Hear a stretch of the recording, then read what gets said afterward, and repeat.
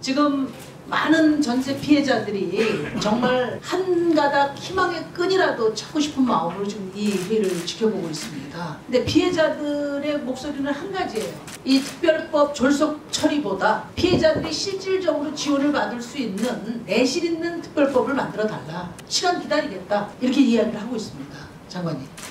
많이 급하시더라도 다양한 피해자들에게 실질적인 도움이 되는 특별법을 만들고자 하는 의원들의 충정을 좀 잘 헤아리셔서 지금 제기되고 있는 몇 가지 부분에 대해서 좀 깊이 수고해 주실 것을 요청드립니다. 첫째는 우리 맹석이 의원님도 지적을 하셨는데 지금 이게 피해자 지원법이냐 아니면 피해자 걸러내기법이냐 이런 문제 제기가 있어요. 6가지 조건이 매우 협소하다는 거예요. 이게 오화가 아니고 엔드지 않습니까? 그러면은 예를 들어서 임대인이 파산한 경우에 경매는 진행될 수 있는데 이 파산 절차로 진행하지 수사가 이루어지지 않는단 말이에요. 이런 경우는 그러면 전세 사기로 판명받기 어렵냐? 이런 이제 다양한 사례를 수도 없이 나열할 수 있어요. 그래서 장관께서 말하자면 이 6가지 기준이 꼭 필요하다고 주장을 하시려면 이 조건에 따르는 피해자들이 도대체 얼마나 되는지 그런 부분에 대한 통계를 제시하셔야 돼요.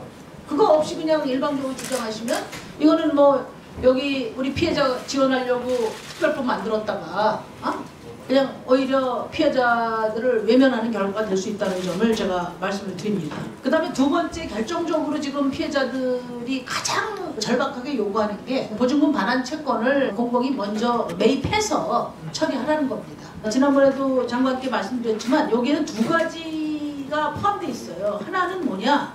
경공매를 개인이 감당하기 어렵다는 거예요. 빌라왕 사태 같은 경우에는 임차인이 몇백 명, 몇천 명이나 되고 체납 정보도 지금 제한돼 있어요. 그러니까 지금 피해자들이 서로 임차인들 간에 연락도 하기 힘들고 정보도 파악하기 힘드니까 이런 경우에는 한국자산관리공사가 채권을 집단적으로 받아 안아서 이런 절차를 단축해서 피해자들의 고통을 줄여주자. 이건 혈세하고 상관이 없는 거잖아요. 그럼 이런 부분들은 당연히 정부가 저는 적극 고려해야 된다 이렇게 생각합니다.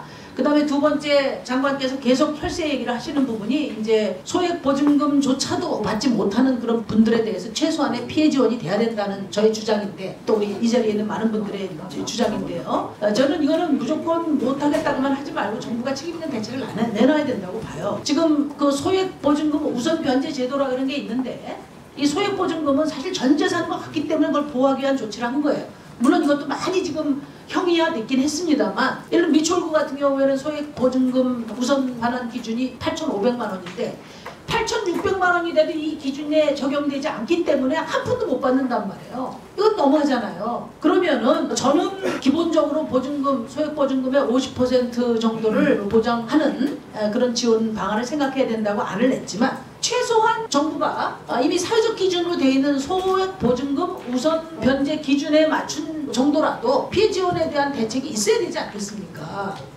간곡하게 정말 정부의 대책을 호소합니다. 이 부분에 대해서 말씀해 보세요. 네, 우선 그 요건, 우리 심 의원님께 지적하신 예에서 파산의 경우에는 어떠냐? 저희는 경매에 준한 거라고 한다면 그런 부분들은 논의 과정에서 충분히 포함시킬 수 있는 부분이라고 봅니다. 이것은 저희는 뭐 근본적인 취지가 달라지는 게 아니기 때문에 그 점은 오히려 그래서 입법심의 과정이 있다고 보고요. 두 번째로 그 화곡동처럼 이제 담보도 있어요. 근데 개인이 국세나 채권자 쪽에 대한 정보가 없고 또 개인이 이것을 경매 절차를 진행해서 자기 노력으로 보증금을 반환받아 찾아 환수해 나가는데 너무 이게 노력이 많이 든다. 이 부분에서 저희가 지원을 하려고 합니다. 이 부분은 소송 지원의 한 형태로서 경매를 통한 자구 그 재산 가치를 환수해 오는데 저희가 지원 체제를 해서 하겠고요. 그 점에 대해서는 내용적으로는 심 의원님 그 말씀에 동의합니다. 대신 그거를 위해서 채권을 매입하라. 이것은 매입은 필요하지 않습니다. 경매에 대한 사실상의 법률 지원은 충분한 거기 때문에 오히려 거기서 중요한 것은 국세 채권에 대한 안분 문제 때문에 화곡동이 뻔히 담보가 있는데도 자기 보증금 못 찾아왔던 거기 때문에 이것을 이번에 다 풀기 때문에 아마 그쪽은 해소되지 않을까. 그래서 그 부분은 심 의원님과 저 사이에서는 더 이상 이것은 논쟁할 필요는 없다고 생각이 들고요. 그다음에 소액보증금 말씀하신 거에 저희는 취지는 정말 동감합니다. 그래서 소액보증금이 뭐 2,800만 원 거기다가 그 돈마저도 이 기준 시점을 근저당이 잡힌 시점이지 이 세입자가 계약을 한 시점이 아니기 때문에 자기가 들어갈 때 근저당이 이미 있던 경우에는 지금의 증액된 금액이 아니라 과거의 금액에 묶이다 보니까 너무 작아요. 근데 문제는 이게 임차인의 입장에서 보면 소액보증금인데 자, 이 부분에 대한 이걸 담보로 잡고 있는 금융이나 채권자의 입장에서는 그걸 보고 채권과 금융체제가 짜여져 있는데 사후에 소급해서 담보 가치가 중간에 갑자기 증발해버리는 겁니다. 우리가 이걸 소급해서 올리는 만큼 이렇게 됐을 때는 우리의 민사 채권 채무 관계와 이것에 기초한 금융 또 금융을 통한 우리의 자금 조달과 서로 잉여 물자를 가지고 우리 시장 경제와 생산성을 유지하고 있는 이 체제 자체를 밑에 바탕에서 주춧돌을 빼버리는 행위다. 그래서 제가 일단 마치겠습니다. 네. 앞으로 지금 우선 변제 금액이 너무 작다. 그리고 대상이 기준이 너무 불리하다. 그래서 앞으로 하자라는 것은 그래도 그게 과연 금융을 위축시키지 않겠는가? 이게 민사 법률 체계에 과연 맞는가? 이런 부분에서 사회적인 합의와 전문적인 검토를 통해서 해야 되겠지만 이걸 소급하는 것은 더 큰 금융체제 전체를 흔드는 문제가 생기게 되는 겁니다. 그래서 지금 미추홀처럼 선순위 근저당 때문에 한 푼도 못 거지거나 이런 부분들은 저희가 실질적으로 경제적으로 만회될 수 있는 모든 방법을 동원하겠다는 겁니다. 대신 그것 때문에 최우선 변제 제도라든가 금융체제 내지는 민사 권리관계 전체를 흔드는 것은 그것은 입법권도 넘어선 것이고 그렇게 되면 우리 헌법 질서의 근간이 문제가 된다고 봅니다. 장관께서 너무 과한 얘기를 하셨는데요. 소액 보증금 우선 변제 제도라는 게 지금 있습니다. 그리고 그거는 현행법으로 따지면 선순위 채권자들이 최소한의 사회적 책임을 반분하는 차원에서 이미 제도가 돼 있어요. 그런데 현재는 이게 너무나 소액으로 돼 있는 데다가 또 그중에 3분의 1만 주게 돼 있잖아요. 그러니까 많은 의원님들이 적어도 집값의 2분의 1 기준인데 지금 3분의 2까지 해줘야 된다고 법안이 많이 나와 있습니다. 그러니까 제가 50% 이야기한 건 뭐냐면 이 소액보증금 우선 변제 제도에서 지금 3분의 1을 2분의 1로 상향하는 이건 법도 아니에요. 규정으로 돼 있어요. 그렇게 바꾸기만 하면은 최소한의 보전이 가능하고 그리고 선순위 채권자들도 사실 무분별한 대출에 동참했기 때문에 지금까지의 이 소액보증금 우선변제 제도도 선순위 채권자들이 담당하는 거지 않습니까? 감당을. 그게 왜 지금 그렇게 엄청난 제도를 흔드는 겁니까? 현행 제도가 있는 것이고 정부의 권한으로 입법부의 권한으로 그렇게 만들 수 있는 겁니다. 그리고 이거는 혈세 낭비도 아니고 사회적인 통념으로 이미 제도화되는 거란 말이에요. 그것을 현실화시켜서 이번에 적용하자는 얘기를 하는 거예요. 잘 한번 생각해 보시고 적어도 지금 보증금 반환 채권을 매입해서 이것을 경공매를 대리하거나 또는 최소 보증금 지원을 하지 않으면 지금 빌랑 사건도 그리고 미추홀 사건 어느 것도 해법이 될 수 없어요. 이 특별법은. 그 점을 좀 명심하셔서 정부가 능동적이고 적극적인 대책을 내놔 주시기를 바랍니다. 현재 그 우선 변제 제도는 선순위 채권자들이 그 담보 물건을 처분해서 나눠가는 부분들을 나누기 전에 먼저 빼서 이 소액 임차인에게 주는 거죠. 그러면 현재 소액 보증금에 대한 대상이라든지 금액이 정해져 있으면 그거에 대해서는 이미 법제하에서 예상하고 들어온 거기 때문에 선순위 채권자들이 부담하게 되어 있습니다. 그런데 앞으로도 이걸 높일 수는 있습니다. 입법으로. 그건 좋은데 지금 피해자들에게 혜택을 주려고 하면 소급을 시켜야 되는데요. 소급을 시킨 것은 담보와 채권 채무관계 금융제도 전반을 흔들 수밖에 없다는 거죠. 그래서 사회적으로 수용이 안 될 것 같아서 그거는 지금 입법을 하더라도 소급이 안 되기 때문에 지금 피해자들에게는 적용이 안 된다. 이 말씀을 드리는 겁니다. 특별법을 지금 피해자들에게 적용하려고 하는 거 아닙니까? 그러니까 저는 이게 특별법에 안 들어가더라도 임대차 보호법에 소액보증금 우선 변제 제도의 조건을 상향시키는 방식으로 해도 충분히 가능하다고 봐요. 그러니까 법 질서를 흔드는 일도 아니고 이미 사회적 통념으로 제도화되어 있는 것을 현실화시키기만 하면 된다.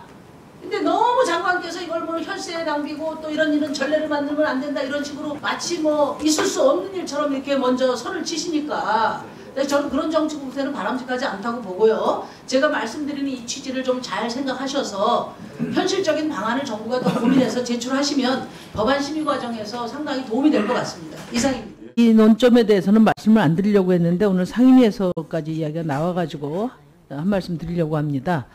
그러니까 전세 사기, 깡통 전세 사기의 주된 원인이 임대차 3법 때문이다. 국민의힘의 의원님들이나 또 오늘 보니까는 장관님도 뭐 방송사에서 이야기를 하셨더라고요. 근거를 다 말씀을 드릴게요. 전혀 사실이 아닌 정치 공세입니다. 저는 이 깡통 전세 그리고 전세 사기와 관련해서 전 정권 책임이 매우 크다고 생각하는 사람이에요. 그런 부분들에 대해서 윤석열 정부가 뭐 억울해할 수 있습니다. 그러나 집권이라는 거는 전 정부의 성과도 한계도 다 승계하는 것이기 때문에 자꾸만 그거 가지고 논쟁하는 것은 현 정부에 바람직하지 않다. 저는 그런 충고 말씀을 드리고, 이 임대차 3법 때문이라고 생각하십니까? 장관님? 전세 사기 깡통 전세가? 매매 가격이 폭등하던 시기에 임대차 3법을 일방적으로 처리하고 시장에서 이 충격을 흡수해낼 수 있는 여건이 안 되는데 함으로써 전세값을 폭등시킨 것은 분명히 임대차 3법이 계기가 되었습니다. 그러니까 이제 제가 우리 의원님들한테 구체적인 통계 자료를 다 드리겠는데요. 그러니까 임대차 3법이라는 건 임차인의 권리를 강화하기 위한 법이에요. 그런데 임차인의 권리가 강화됐다고 해서 빌라를 한 사람이 자기 돈도 없이 1000채, 3000채를 살 수 있다? 그건 이제 말이 안 돼요. 지금 말씀하신 것처럼 임대차 보호법에서 2년 더하기 2년에서 4년을 거주하게 되니까 전세 물량이 줄어들고, 그러다 보니까 전세 대출을 확대해서 전세가가 폭등했다. 이런 논리예요. 제가 살펴보니까. 근데 분명한 것은 뭐냐면은 법 개정을 한 이후에 집이 비어 있는 게 아니잖아요. 그 자리에 어떤 분들은 4년 동안 안정적으로 거주를 한 겁니다. 그리고 전세 가격을 월별로 분석해 보면은 이게 20년 3월에서 5월까지 급격하게 증가하다가 20년 8월 임대차 3법 도입된 이후로 기울기가 굉장히 완만해집니다.